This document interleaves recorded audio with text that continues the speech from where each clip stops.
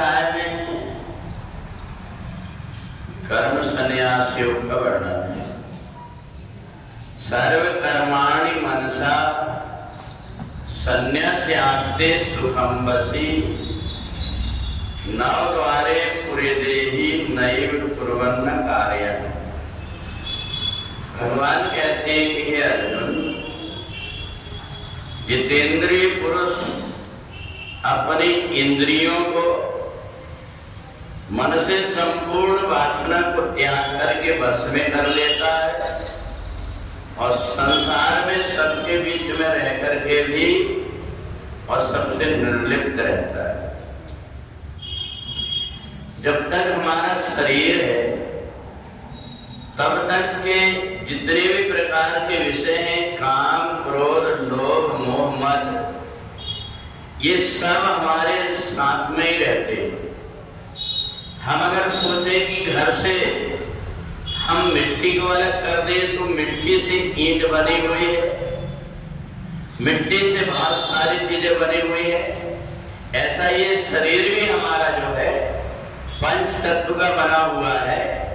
इसमें विकार जरूर आएंगे ही, कितना भी कोशिश करे व्यक्ति, पर काम, क्रोध, लोभ, मोह, मद ये कभी ना कभी उसको विवश कर देते हैं और वो अपने आप खो बैठता है। परंतु समझदार जो संयमी व्यक्ति होता है वो तैरना सीख लेता है। पानी कितना भी गहरा हो, वो व्यक्ति जिसने तैरना सीख लिया वो डूबता नहीं। तो इसलिए इन विषयों को शरीर अपने पास रखा हुआ है, परंतु इंद्रिय को अगर हमने परमात्मा के काम में लगा दिया तो समझ लो हमने तैरना सीख ली। और तैरना सीख करके हम इन इंद्रियों के ऊपर अपना शासन करने लगते हैं। ये इंद्रिय अपने वश में हो जाती है। तो इसलिए 5वें अध्याय में भगवान ने कहा कि कर्म छोड़ो मत। कर्म से दूर कितने भागोगे, क्योंकि कर्म ऐसे शरीर से लिप्त है कि बिना कर्म किए कोई रह नहीं सकता। श्वास का आना जाना कोई रोक नहीं सकता। खांसी आ जाएगी, सर्दी हो जाएगी, छींक आएगी, हृदय की धड़कन है, नाड़ियों का चलना है, इनको हम रोक नहीं पाएंगे। ये हमें अपने आप विवश होकर के करना पड़ता है। इसलिए कर्म से दूर मत भागो, बल्कि इन इंद्रियों को परमात्मा के काम में लगा दो। परमात्मा के काम में शरीर को हम यदि सेवा में लगा देते हैं, मन को परमात्मा के चिंतन में लगा देते हैं, तो हमारा ये जो भी कर्म है, ये कर्म सब प्रकार से हमें मुक्ति देने वाला हो जाएगा। तो इसलिए भगवान ने संसार में रहने के लिए बड़ी सरल सी विधि बताया कि इन इंद्रियों को अगर मन के हवाले कर दोगे तो मन कहीं भी लेकर के भागते रहेगा, परंतु अगर इन इंद्रियों को बुद्धि के हवाला कर दो और बुद्धि को परमात्मा में लगा दो तो अपने आप सब प्रकार के कर्म करते हुए भी व्यक्ति कर्म के बंधन से छूट जाएगा।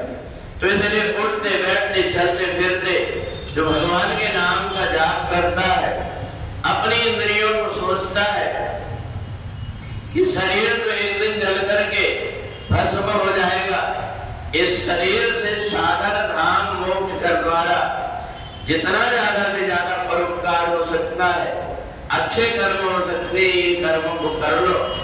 नहीं तो व्यक्ति शरीर को लेकर के बैठा रहा, उसने शरीर का सदुपयोग नहीं किया, तो बाद में संत इसी शरीर को देख करके कहते हैं कि छिद जल पावक गगन समीरा, ये पंच रचित अति अधम शरीरा। इसका अधम शरीर चल रहा है जिसने जीवन में इस शरीर का कोई सदुपयोग नहीं किया।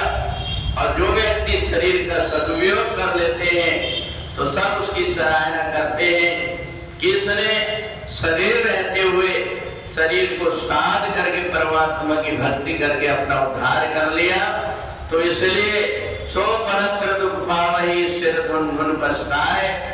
जो व्यक्ति समय रहते हुए अपने आप को, शरीर को साध नहीं पाता, उसको बाद में बैठ करके पछताना पड़ता है।